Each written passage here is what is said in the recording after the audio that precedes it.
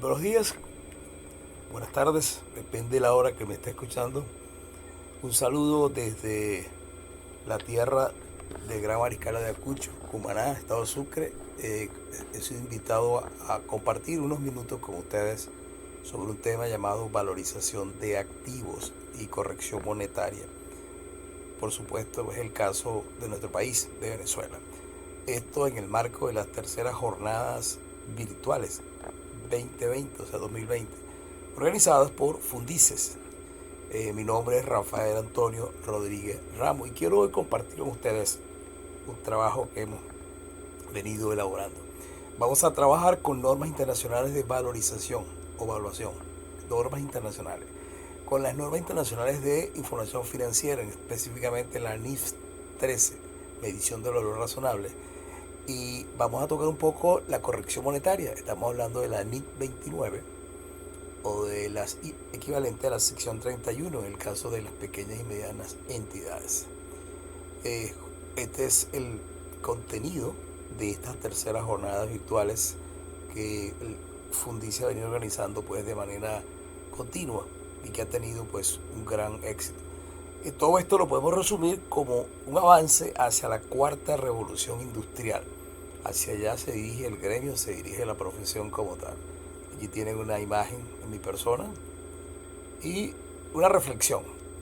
Esto es interesante. A mano izquierda hay un personaje que dice: si hubiera tenido la madurez de hoy, no hubiera fallado tanto. Sabia, sabias palabras, ¿no? Es así, importante la madurez, la experiencia. El siguiente personaje, que está a mano derecha, dice lo siguiente: si no hubieras fallado tanto, no tendrías la madurez de hoy. Bueno, esta complementa de manera mucho más amplia, más sabia la anterior. Esto es una reflexión de vida que lo que al final nos dice es que hay que aprender, hay que experimentar, tomar experiencias para poder avanzar en la vida, para poder dar soluciones, enfrentar las situaciones que se nos presentan normalmente. Y iniciamos entonces hablando un poco de nuestro país. Hay variables macroeconómicas en un país que, además de una pandemia del COVID-19, pues tiene esta situación que complica y agrava definitivamente lo que se refiere a soluciones de problemas de finanzas, de economía, sociales. Tenemos una hiperinflación de 4 dígitos. Realmente es preocupante porque no vemos solución inmediata a la salida de una hiperinflación. Hay una dolarización de facto, no está oficializada, pero es la realidad.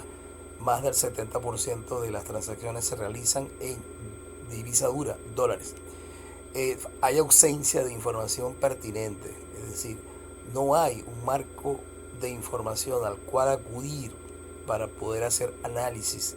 Y si la existente pues está un poco disminuida en cuanto a la calidad de la misma. Tenemos un Producto Interno Bruto negativo. Esto es preocupante porque el país está en cifras, como decimos, rojas. Y esto activa el postulado de empresa en marcha. Cualquier entidad de negocio, en este momento, bien sea pequeña, grande o microentidad, debe evaluar si continuará funcionando, si va a reducir sustancialmente la escala de operaciones o si va a colocarse en liquidación. Eso es lo que está sucediendo en este momento. Hay que tomar una decisión y eso le corresponde a la gerencia, a los que tienen esa responsabilidad.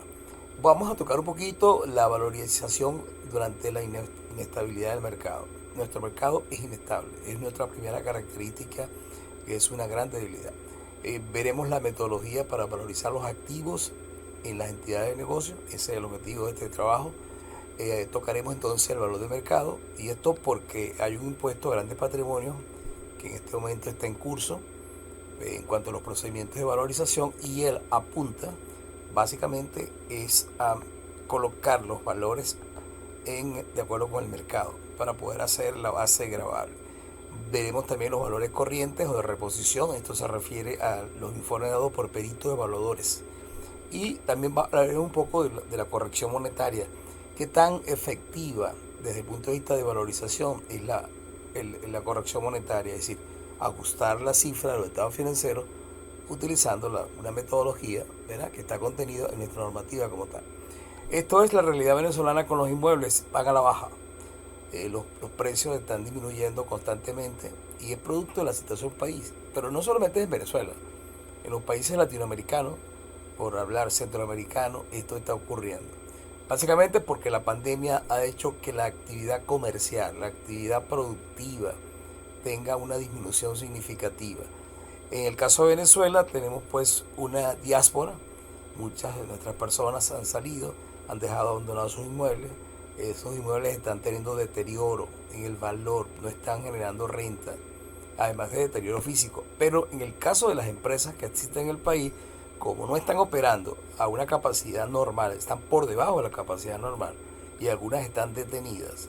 Entonces, si quisieran vender, si quisieran colocar en el mercado activos, se van a encontrar con una realidad, los precios están hacia la baja, es decir, han disminuido de manera significativa como tal. Y eso tiene mucho que ver con la valorización de los activos, de lo que estamos haciendo en este momento. Si una persona quisiera saber cuánto vale su empresa, se va a enfrentar con esta situación en nuestro país. Y esto es tomado de la Ley de Impuestos de Grandes Patrimonios. Las variables que considera un valor actualizado, del cual no existe una metodología dada por la Administración Tributaria. Por lo tanto, el valor actualizado sería igual al que tenemos en los registros. Y entendamos que los registros deberían estar de acuerdo con estándares internacionales. Ya les voy a mostrar dónde está la referencia legal, la exigencia en el Código Orgánico Tributario. También solicita el catastro municipal con todo lo que usted sabe, los catastros un poco desactualizados. Hay ahora algo que debería arrojar algún resultado positivo, como es una armonización municipal, pero no está en este momento teniendo una aplicación real. Entonces hay problemas con el catastro, aplica a los inmuebles. Y la tercera condición, o tercer nivel, estamos hablando del valor de mercado. Y todo apunta, ante la ausencia de valores actualizados de un catastro municipal con muchas debilidades, que vamos a trabajar con valores de mercado. De ahí la importancia de hablar hoy en día del valor razonable. Es la importancia, cómo lo determinamos. Está en la normativa financiera, en los estándares internacionales de información financiera, pero no le hemos dado la importancia que tiene. En el caso del IGP tomaríamos siempre el mayor valor.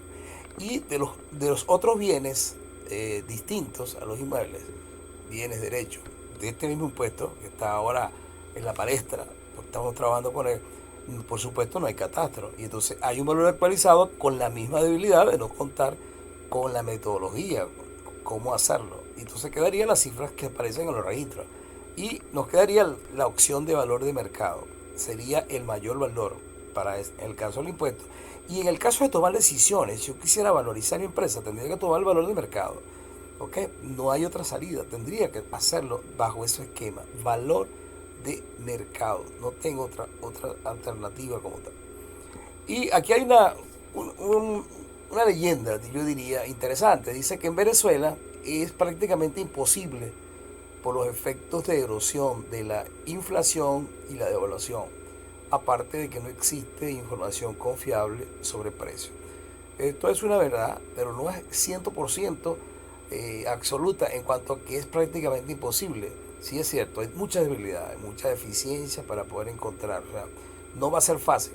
Sin embargo, sí existe metodología y de eso nos encargamos los profesionales que tenemos conocimiento en la materia. De ubicar valores, no serían los exactamente de mercado por las condiciones que existen, pero sí buscaríamos un valor de transacción como tal. Pero los otros aspectos de erosión por la inflación, la devaluación y la falta de información tiene toda razón. Vamos a utilizar en el caso nuestro de la profesión la NIF, Norma Internacional de Información Financiera número 13, que se llama medición del valor razonable. De esa vamos a conversar más adelante como tal. Y aquí comenzamos con la parte legal. El Código Orgánico Tributario, en su artículo 155, establece la responsabilidad y obligación que tienen los contribuyentes de cumplir con los deberes formales relativos a las tareas de fiscalización e investigación que realiza la Administración Tributaria. Y en especial, aquí hay un punto que quiero resaltar. Cuando lo requieran las leyes o reglamentos, debería entonces llevar en forma debida y oportuna los libros y registros especiales. Y aquí está subrayado lo que quiero enfatizar. Conforme a las normas legales, Código de Comercio, y los principios de contabilidad generalmente aceptados, referentes a actividades y operaciones. Y continúa pues. Esto es significativo. El Código Orgánico Tributario en materia de tributo es la máxima autoridad, del Código de Comercio también, ¿no? Estos dos códigos son fundamentales para un desarrollo ajustado a la normativa legal existente de la profesión y de la actividad comercial. Esos principios de contabilidad en Venezuela son las normas internacionales de información financiera, son las NIF o IFRS como tal. Entonces es importante que las entidades estén llevando su contabilidad de acuerdo con esta normativa que existe. Y para apuntalar lo que les digo, y usted puede validarlo, si entra al Tribunal Supremo de Justicia, al TSJ, va a encontrar jurisprudencia sobre estados financieros ajustados por inflación. Con esto quiero decirle que cuando digo principio de contabilidad es aplicar todo lo que es el marco regulatorio de la NIF, y uno de ellos en un país con hiperinflación es presentar estados financieros corregidos por impacto de la inflación. Hay dos jurisprudencias sobre las cuales se ha decidido en base a estados financieros ajustados por impactos de la inflación. Continúa otra base legal y entonces vamos a hablar un poquito del IVA. La base imponible del IVA en el artículo 20 hace referencia a los procesos de venta y el precio pactado o la base para hacerlo siempre será el precio facturado del bien, siempre que no sea menor del precio corriente en el mercado. Fíjense que vuelve a enfatizar el concepto de mercado. Y en caso de que fuese inferior, pues tocaría hacer la referencia para su cálculo de la base del mercado. Aquí lo podemos ver perfectamente. No solamente con los estándares internacionales de información financiera, o sea, nuestro principio de contabilidad en Venezuela, porque los adoptamos, la federación en su debido momento hizo la adopción, sino que también existen unas normas internacionales de evaluación que son elaboradas por el Consejo Internacional de Normas de Evaluación, IVSC. Su secretariado, su domicilio está en Londres, similar a lo que existe con los estándares internacionales de información financiera. Aquí hay unas normas que son aplicables no solamente en nuestra profesión, en general, en el mundo, son internacionales y que tienen que ver con evaluación y específicamente con el área de los activos, que es donde estamos tratando de entrar ahí como tal. He aquí un listado de las mismas, desde la 200 hasta la 500. Ahí podemos ver, por ejemplo, la que se refiere a las empresas, a los activos intangibles, a los pasivos no financieros, a la planta y equipo, derechos inmobiliarios, propiedades de desarrollo, instrumentos financieros. Esto está disponible en la red, pueden bajarlo. Las últimas son 2019, han sido traducidas, no oficial, pero están traducidas y pueden ver todo el procedimiento. Le va a servir mucho para determinar valores de los activos. Interesante, en la propia norma esa internacional de evaluación, en la sección 30 hay un párrafo que se refiere al valor definido, pero específicamente con valor de mercado. Y voy a leer lo que se refiere el 30.1. Dice, valor de mercado es la cantidad estimada por la cual un activo o pasivo debería intercambiarse en la fecha de evaluación, en el momento que se está haciendo la información, que se está preparando, ¿okay? Entre un comprador dispuesto y un vendedor también están dispuestos. En una transacción independiente no hay nada que la sujeta, que le cree condición, después de una adecuada comercialización y en la cual las partes hayan acordado cada cual con el conocimiento, con la prudencia y sin presión. Interesante porque esto es muy similar, por no decir idéntico, a lo que es el concepto de valor razonable que tiene la NIF número 13. Fíjense que es precio de salida, es el valor de mercado, es la cantidad estimada por lo que un activo pasivo podría intercambiarse en la fecha de evaluación entre un comprador dispuesto y un vendedor dispuesto. Y con esto quiero decirle por qué que es un precio de salida. Porque algunos me han comentado que para buscar el valor razonable o el valor de mercado de los inventarios pudiéramos tomar como referencia las últimas compras de la entidad. Pues esto no es lo que dice este párrafo 30.1 ni más adelante lo vamos a mirar. Más adelante vamos a mirar que ratifico lo que le estoy diciendo. Es muy sencillo, es lo pactado en la venta. Es decir, no la compra, lo que tengo yo en mis facturas, son compras. Y recuerda que la venta, el precio de venta tiene un margen de rentabilidad. Entonces no es exactamente igual para que lo tengamos ahí. El concepto de mercado también requiere un mercado abierto, Piensen que en Venezuela tenemos limitaciones con mercado abierto y competitivo. Tampoco es competitivo porque los bienes y servicios están limitados en cuanto a la cantidad disponible. O sea, la oferta y la demanda no cumple este requisito de mercado abierto. O sea, por eso el trabajo de determinar la valorización tiende a ser un poco más complejo. Y también la norma dice en el 30.3 de que si no está en el país pudiera ir a buscar información en mercados internacionales. Por supuesto, haciendo las adecuaciones respectivas. Y para poder apuntalar esto más, para darle mayor fuerza, hay una organización, oigan bien, de cooperación y desarrollo económico, la OCDE, muy conocida porque está sobre procesos de información en las redes sociales, en todo lo que se refiere al ámbito internacional. También habla sobre los métodos de valorización internacionales y define el valor normal de mercado. Ella le agrega normal.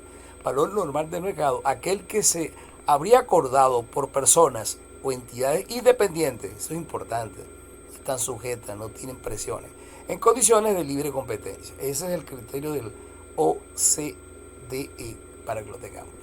En este trabajo vamos a considerar los siguientes enfoques. Un enfoque de mercado, que para mí sería el ideal. Con el enfoque de mercado tendríamos que comparar, para buscar el valor de mercado, con activos idénticos, otros activos idénticos o similares, o comparables, ¿ok? Esto es similares. Y haciendo, en el caso de similares, las adecuaciones pertinentes. Y por supuesto que se disponga de información de precio. Se debería tomar mucha atención a estos criterios. Por ejemplo, el activo sujeto ha sido vendido recientemente y tenemos esa información, ¿ok? Y por supuesto conforme una base razonable de valorización. Otro, el activo sujeto o activos es sustancialmente similares. Nosotros en Venezuela vamos a tomar, el primero, pudiéramos tener activos idénticos, ¿ok? Vehículos idénticos, maquinarias idénticas, etcétera. Pero normalmente vamos a conseguir esto, activos sustancialmente similares, en la cual tenemos que hacer adecuaciones. ¿Por qué? Porque hay diferencias en cuanto al modelo, en cuanto a la capacidad productiva. Son similares, pero no idénticos como tal. Y el tercer lugar del enfoque de mercado, hay transacciones que son observables. Es decir, yo puedo validar, contactar, identificar las transacciones. Son las famosas transacciones observables y con frecuencia. Y que lo que más tiene que ver es con lo reciente, con lo más actualizado de la transacción. Ese es el enfoque que sería ideal. Sin embargo, sabemos que ese no existe. Entonces, entramos en un enfoque de ingresos. Póngale cuidado a este enfoque para obtener la valorización. El enfoque de ingresos supone lo siguiente. Vamos a estimar para cada activo o grupos de activos, con dos grupos de activos, unidad generadora de efectivo, la UGE, conocida por sus siglas UGE. Entonces, para un activo o grupos de activos vamos a estimar, una estimación, otra de las debilidades, los futuros flujos de efectivos y en la vida útil restante, en lo que se estima también es otra estimación. Y luego esos futuros flujos de efectivos son traídos al presente, es decir, se utiliza una fórmula financiera que se llama valor presente, que no es difícil porque si entramos al Excel, programa que usamos con mucha frecuencia, en la parte de fórmula financiera encontramos la fórmula y podemos aplicar las variables y luego utilizar.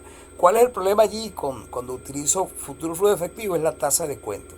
La tasa tiene que ser muy representativa del tipo de activo de la actividad que existe en ese momento. Más adelante les voy a dar una idea de unas recomendaciones sobre la tasa de descuento. ¿Ok? Entonces, esos son los fluctuos fluidos efectivos o ahorros, pues también pudiera ser ahorro, ¿ok?, de costo que genera el activo. El enfoque de ingresos debe aplicarse de manera, debe tomar en consideración los siguientes argumentos. Primero, la capacidad de generación de ingresos del activo. Él debe estar en actividad y debe tener una capacidad de generar ingresos. Caso Venezuela, los activos están en una capacidad muy por debajo de la capacidad normal. Algunos están trabajando, por ejemplo, los del área de alimenticia están en funcionamiento. Los del área que tiene que ver con medicamentos, porque es una actividad que está por la pandemia en dinamismo, allí están operando, pero hay muchos de ellos que por la misma situación del país, además de la pandemia tenemos otra situación, la del país, no están generando futuros beneficios. Entonces tenemos que considerar la capacidad que tienen ellos de generar, ¿okay?, los ingresos. También se dispone de proyecciones razonables, esto es importante, sobre la cantidad y tiempo del ingreso futuro. proyecciones. O sea, ahí la unidad de proyección, de estimación, la tesorería en una empresa, pues, o el gerente general, o incluso el contador público va a avalar, va a apoyar esto. Debe buscar fuentes razonablemente confiables para las proyecciones, que cosa que es un poco difícil, pero sí se puede hacer como tal. Hay un tercer enfoque, ya vimos mercados, vimos el segundo que es ingreso, que es el de costo. Y este de costo tiene que ver con, oigan bien, con los peritajes, con costos corrientes, valores de reposición. Y se entiende que hay un principio muy básico, que un comprador no pagará más por un activo que el costo que representaría obtener un activo de igual para su uso, para su utilización, a través de una compra o por una construcción. O sea, este es otro enfoque de darle valor. Tenemos un activo y tenemos disponible. No tenemos los dos anteriores, pero tenemos el enfoque de costo, que es el de los peritajes. El problema de los peritajes es que tiene que ser hecho con mucha, digamos, disciplina, con mucho cuidado, tomando en cuenta todo lo que son los preceptos éticos, morales, las condiciones del mercado, la situación del activo. Porque si lo hacemos de manera muy alegre o no cumpliendo con estos criterios que están ahí en las normas internacionales de evaluación, o sea, no es que los estamos inventando, están allí, se los recomiendo que lo lean, pues podemos lograr un valor de corriente o de reposición como tal, que son los peritajes como tal. Fíjense, lo puedo obtener mediante la compra, cuánto me costaría comprar ese activo o reponerlo o construirlo, en otras palabras. Ese enfoque de costo, por supuesto, es algo similar a esto, es recrear un activo similar, y que considerando la tecnología, el deterioro, el lugar. Algo interesante del valor de mercado es que es típico, propio en cada lugar. Ejemplo, en la isla Margarita hay un valor en la propia isla, y más dentro de la propia isla pueden haber diferentes maneras de obtenerlo. Si vamos a tierra firme tenemos otro tipo de valores, dependiendo el tipo de bien, la escasez de los recursos, la tecnología, el traslado, el transporte, etcétera, etcétera. Eso hay que considerarlo. O sea, no es un estándar, un valor no puede ser aplicado a nivel, pues, de todo un país como tal. A pesar de que puedo consultar precios internacionales, esos precios tienen que ser traídos a la realidad de nuestro país como tal. De igual manera, el activo no es, esto es interesante, un generador directo. Directamente él no genera ingresos. ¿Ok? Entonces, esto hace que no pueda aplicar el enfoque de ingresos, que recuerden, son los flujos futuros efectivos traídos al presente a una tasa de cuenta, o el enfoque de mercado. Por eso voy al enfoque de costo de valores de reposición como tal. La base de valorización está basada básicamente en costos de reposición. En costos de reposición. Hago la aclaratoria. El peritaje directamente no es un valor de mercado. En ocasiones sí es un valor de mercado, pero normalmente no, y hay que hacer adecuaciones. Esto es porque la persona pudiera estar suponiendo que hacer un peritaje ya tengo el valor de mercado, ¿no? Tengo un valor de reposición, un costo de reemplazo. Luego tengo que ir al mercado. Recuerden lo que les dije, el mercado en mi país está muy restringido. Y como hay mucha oferta de bienes, de activos, se puede jugar con eso el comprador. Y entonces puede hacer ofertas que pudieran ir muy por debajo del valor de reposición que tenemos acá. Hay que tener cuidado con esta afirmación que le estoy diciendo. Tengo que acudir a referencias en el mercado, como por ejemplo, estas son gráficas, son fotos, ¿verdad? Donde hay valores de mercado en un área determinada. Por ejemplo, esto es en Táchira, y entonces vemos las unidades y pudiéramos tomar esto como referencia y luego ver qué quiero valorizar en mi entidad. No es que voy a tomar ese valor exactamente, a menos que sea idéntico. Normalmente no es idéntico, o sea, tenemos inconvenientes con eso. Eso también puedo hacerlo con maquinaria, con vehículos de transporte, con cualquiera que exista. Y llegamos a la NIF 13, medición de valor razonable, emitida por la Junta de Normas Internacionales de Contabilidad, que es conocido como IASB o como la Fundación IFRS. ¿Ok? Esto es. Y aquí, bien, de todo lo que le he dicho, cómo llegamos ahora al plano nuestro, el plano financiero. Estaba en el plano de una norma internacional de evaluación. Ahora dentro del plano financiero, a nuestra área. Y el concepto de mercado, de valor razonable, vamos a asociar el valor de razonable con valor de mercado.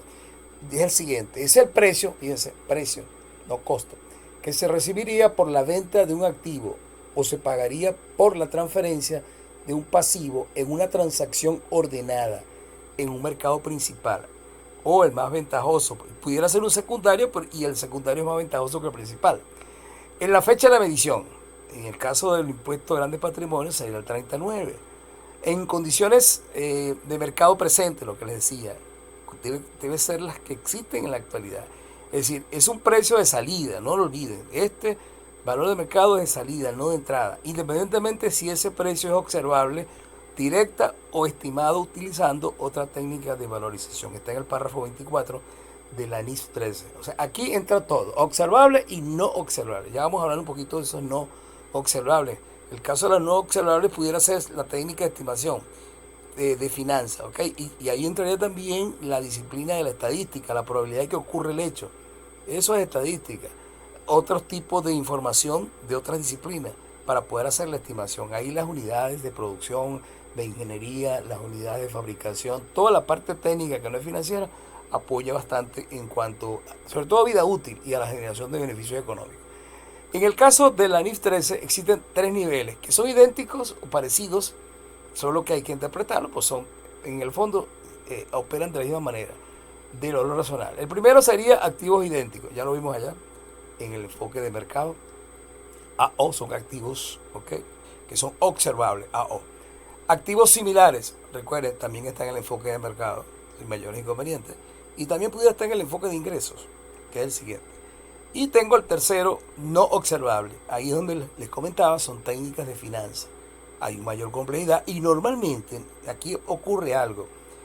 Nosotros nos acostumbramos en el ejercicio profesional a tomar datos y no entrar a lo que es el juicio profesional. Aquí se requiere un proceso mayor de análisis, de interpretación, de buscar información que sea pertinente para llegar a una base que permita hacer la medición del valor razonable. Entonces aquí tenemos que utilizar las técnicas de finanzas. Aquel que ha tomado clases en especializaciones, en doctorado, diplomado de finanzas, sabe cómo existen estas. No tengo tanto tiempo para entrar ahí, pero también pudiera ser. En el caso de los no observables, tendría aquí mi valor de mercado. ¿Okay? En el caso de que no puedo observar, o sea, no tengo ni siquiera el enfoque de los ingresos, ni tengo el enfoque de mercado clásico de observable. Entonces me iría a los no observables y, como les dije, hay una complejidad de cálculo. Una técnica sería los flujos efectivos del activo, o UGE, unidad generadora de efectivo, durante su vida útil restante, incluyendo su disposición final, que también sería una entrada de efectivo. Utiliza una tasa de descuento que pudiera ser la tasa interna de retorno, la tasa de capital, que es el WAP, el costo de oportunidad. Interesante. Tengo dinero, tengo varias opciones. ¿Cuál sería mi costo de oportunidad en función a mi rentabilidad de lo que voy a manejar? Eso se trae el valor actual, valor presente, a través de una fórmula. Esto es cálculo. Luego tengo que aplicar juicio profesional como tal. El resultado, en principio, es el valor de uso. Y entonces ese pudiera ser el valor de mercado. Sí, luego con la salvedad que le estoy diciendo, iría luego a ver la del mercado real para hacer los ajustes pertinentes como tal. Y luego entro a algo interesante, siguiendo el valor razonable. Vamos a hablar un poquito de los avalúos, ya les comenté. Su fortaleza es hecho por peritos evaluadores certificados, siguiendo unas técnicas, siguiendo las normas de valorización que existen. El problema es que nuestro mercado es bastante complicado. A lo mejor en otros mercados más estables, el uso de avalúos funciona de una mejor manera, pero nuestro mercado es demasiado inestable, ¿okay? Y eso genera pues ciertas dudas en cuanto a los valores. Por eso tengo que ir a la práctica, a la realidad. Realmente tiene esa fortaleza, pues. Me da el valor de reemplazo, de reposición. Su debilidad es que si no se hace siguiendo la normativa que regula, en este caso, el cálculo o la obtención de información, pues está manipulado, está sesgado y no deja de ser, pues. Además, él no da valores de mercado. Estamos hasta claro, hay que hacer adecuaciones como tal. Hay que utilizar el juicio profesional.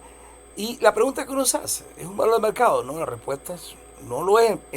Puede ser que en un momento determinado coincida el avalúo con el valor de mercado. No, tampoco vamos a decir que nunca se va a dar, pero normalmente no lo es, y sobre todo en los actuales momentos.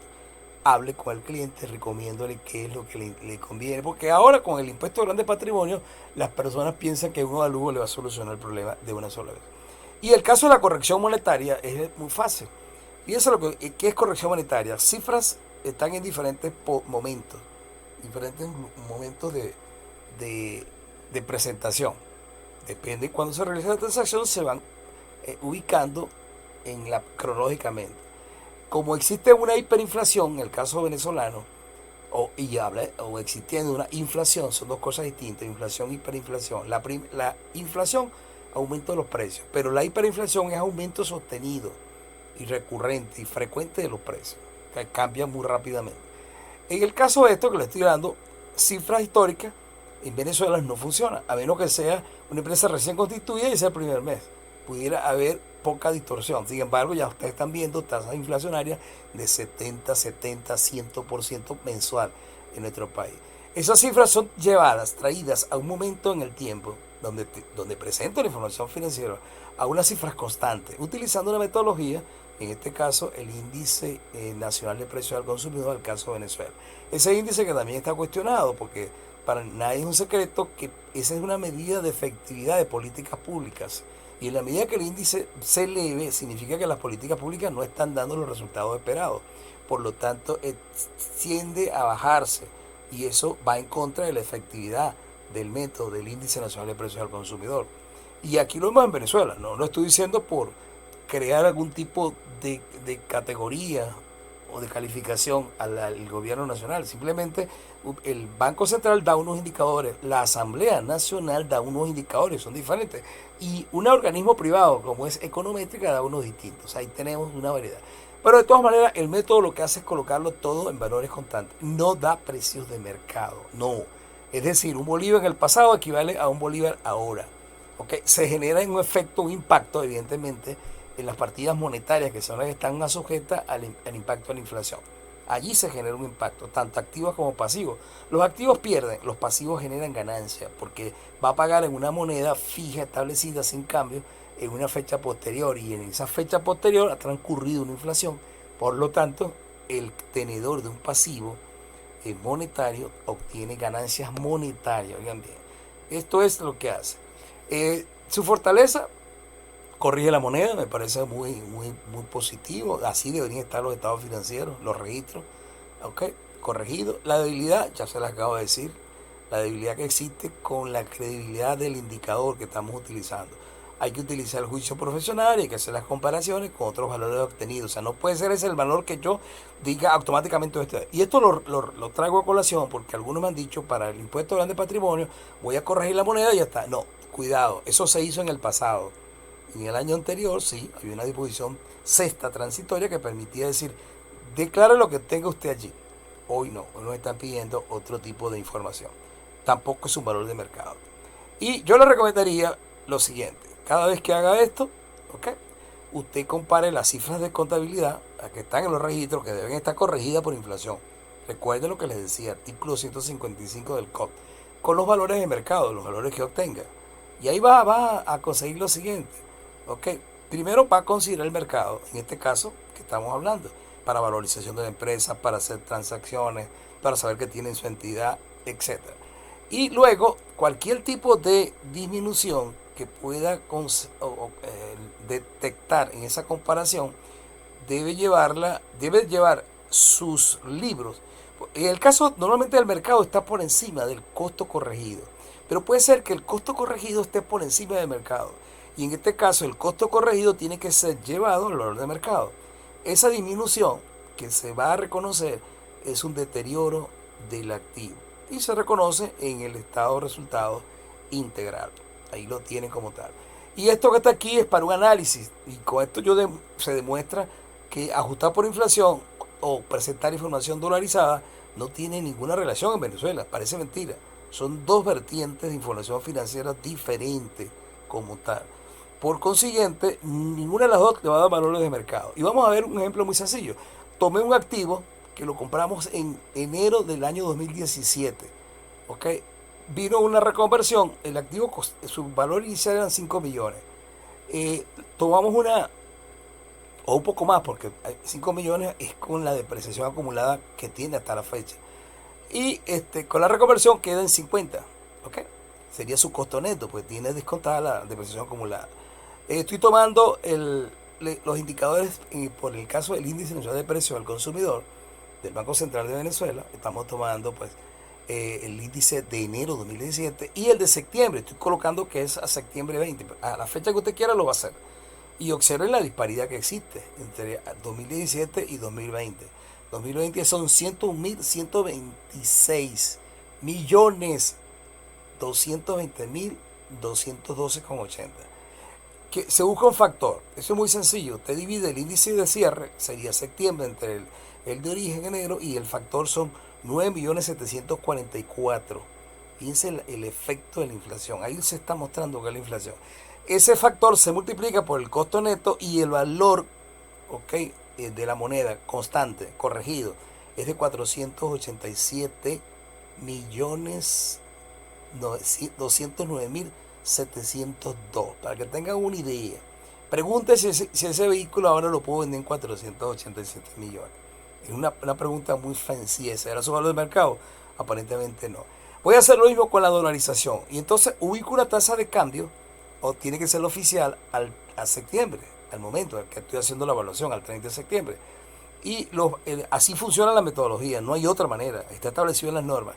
El valor corregido, los 487.209.702,22, se divide entre la tasa de cambio. La tasa de cambio son 435.585. Hoy en día está más allá de 500. Y eso equivale a $1.118,52. La pregunta, ¿se venderá en eso? Tendría que ir al mercado a buscar referencias para ver si es. Observen que no puede ser con el costo neto, porque entonces al hacer la división me quedaría en 0,00, siguen cifras decimales de dólares. Entonces aquí se demuestra que ni tanto la corrección monetaria ni la tasa de cambio me permiten llegar a un valor de mercado. O sea, ahí tiene usted, y lo puede hacer con cualquier tipo de activo. Esta es la tasa de descuento que yo les recomiendo, es la tasa oficial, aunque si usted consigue una tasa que esté acorde con la actividad a la cual está relacionado los futuros flujos de efectivo para traerlos al presente y lo demuestra, pues aquí tiene que haber documentación, evidencia, no tiene inconveniente, puede hacerlo fácilmente. Aquí me voy al Banco Central, busco la tasa activa, que es la que cobran los bancos, no la pasiva, porque es la que ellos pagan, que es menor. Saco un promedio, lo dice la información está tomada de ahí, y es 40%. La tengo hasta el primer trimestre. Si tiene el segundo, el tercero, usted lo utiliza sin mayores problemas. Con esto lo que hacemos es cubrirnos, ¿ok?, con una tasa dada por el organismo oficial. Pero si tiene otra, puede utilizarlo. No hay mayores problemas.